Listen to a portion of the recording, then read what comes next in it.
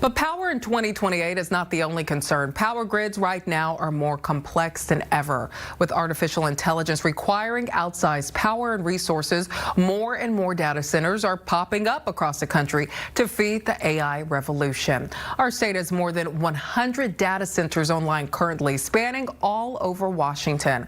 That could impact both your utility bills and local ecosystems. To learn more about data centers and their impact on our state, we're joined by Professor Anamika Dubey from Washington State University. Thank you for being here, Professor.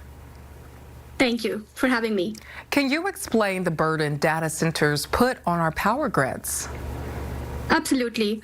So data centers are not new. What is changing is the AI data centers, which are significantly large in size. As an example, a single data center can be equal to adding one city to the power grid.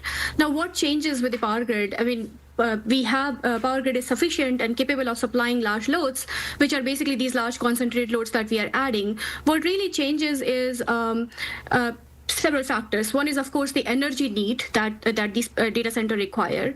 Second is the capacity need, which is how much the power demand is needed at a given peak time.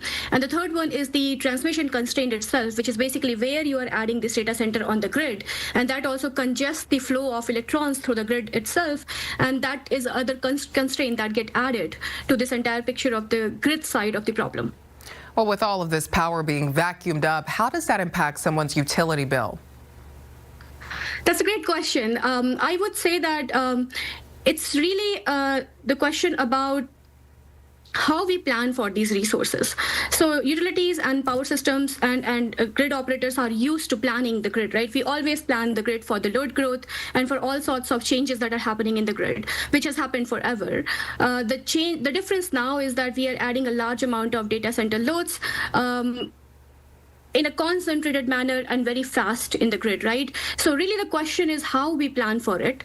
And that question is important because that basically opens up the question, what infrastructure changes need to happen for these loads to be added? Where should we actually get the more additional energy from? And ultimately, who pays for it, right? So the real question is, how do we actually plan for these resources and structure the cost and the rates and the money that goes into planning for these resources into the process of contract with these large loads, and that dictates honestly how the cost gets distributed to consumers, or whether these loads actually add to cost or end up providing more efficient grid and in longer term do not impact the consumer that much. What are the specific challenges for our state's power grid and what is being done to help it? Great. So a few specific challenges. So as I said, the grid is basically about three things: energy, capacity, and transmission constraints. So these are the three challenges. When you think about adding a large load, a size of a new city in the grid, you're asking these questions: that where does the energy come from? How do we meet the peak demand capacity for this particular load and plan for it? And how do we make sure that we have enough transmission capacity for all the energy to flow when we are in the peak load periods, right? So really that is the question that is being asked. Now, since these loads are basically large loads which are added to the grid, the way to think about it is that how can we proactively plan for them ahead of time to understand what grid upgrades are needed to accommodate them? That's number one. And second thing is that the grid regulators and operators do understand that these loads are basically going to add infrastructure changes. So they are treating these particular loads as a separate class of load and thinking about and considering how to create new types of contracts, new types of, agreements with these large load providers so that they can actually pay for the infrastructure as they're getting added. Are you concerned about Washington's electrical grid in the short-term future? And how can we possibly know what's coming with AI if we couldn't predict it up until now? Great question. I wouldn't say I'm concerned because, we are very familiar with how to really manage the large load and how to really manage the grid with the large loads or with the load changes as well, right? So we have enough, I would say, technical skills and expertise and things in place to really do that.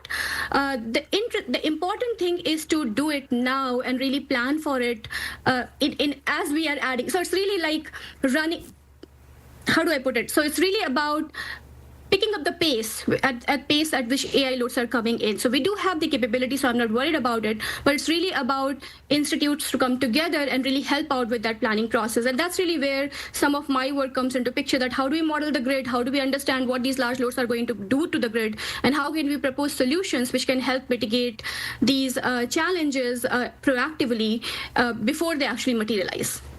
Professor Dubé, thank you for your time and thank you for your work. Absolutely. Thank you so much for having me.